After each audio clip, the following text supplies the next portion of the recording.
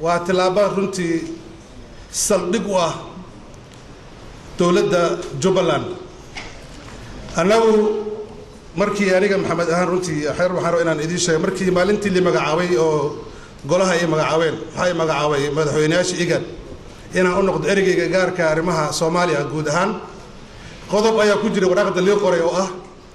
إنا كاميرا دلنا هشيسكي أدساوا أجريمنت وحرو ما تناد إيش هو هشيسكي أدساوا أجريمنت وتام وبحسمه وحواري ماله وحرو إنا مهدو علي هيدا UN إيو أنتي كسر شقيسة إن الدستور كان مانتا هل كان وسوقار إلا أنسحيو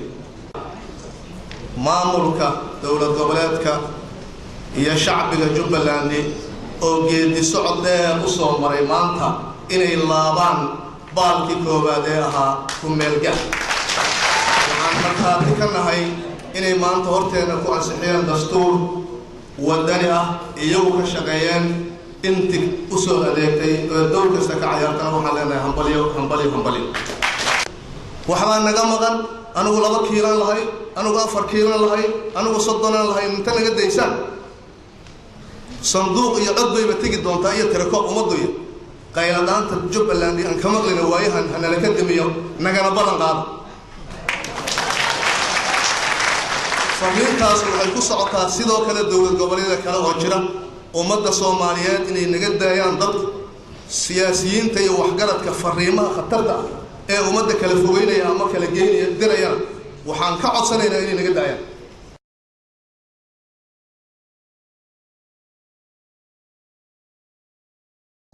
waxaan u malaynayaa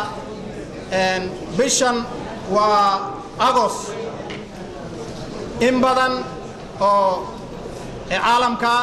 ama reer Jubbaland ama Soomaaliya aan dhahay waxaa la sugay August waxaa ku dhamaan doona mandate-kii dawladda Jubbaland insha Allah ta'ala waxaan rabaa inaan idin sheego ana ku hadlayo afka golaha shacabka kana wakiil noqon doona insha Allah ta'ala howlaha hadda hor yaala waxaan rabaa inaan idin sheego in aanan aqbalaynin oo aanan dhihi doonin muddadan si kordhisanayna madaxweynihii dawladii waxaan kordhinayna laakiin waxaan diyaarinaynaa insha Allah ta'ala doorasho xaq iyo xur ah oo nin alla ninkii rabo Soomaaliya ee reer Jubbaland u dhashay inuu iska soo xaadiriyo halkan yaan insha Allah yaan diyaarin doonaa taana waxaan u diraynaa id alla idii siyaasadda Jubbaland danaynaysa oo reer Jubbaland waxaan leenahay welcome runtii maanta farxad bay tahay inaan halkan idinla joogno oo iga qayb galno xafladan hadda meesha lagu sameeyay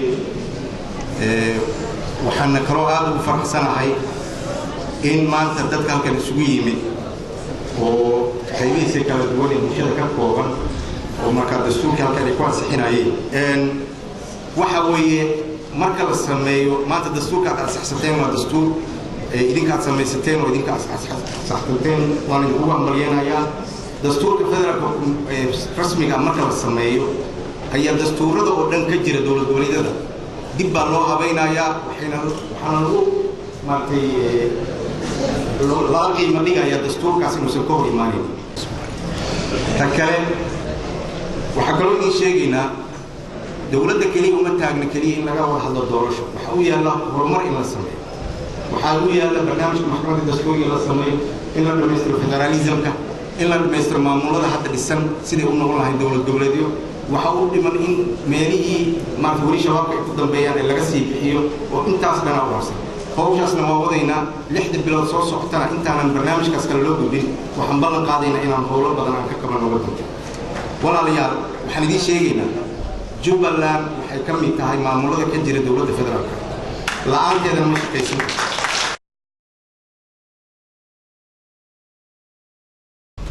waxaan isleeyahay waxaan soo qaadanay muddo dheer oo sida uu ka hadlaya ambassador Maxamed Cabdi Afri heshiiska Addis Ababa agreement iyo maanta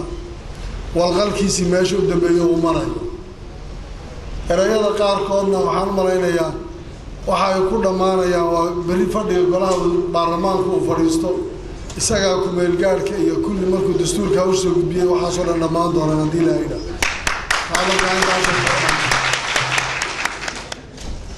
waxaan rabaa inaan dhowr kelmadooda yaryar ka soo jeediyo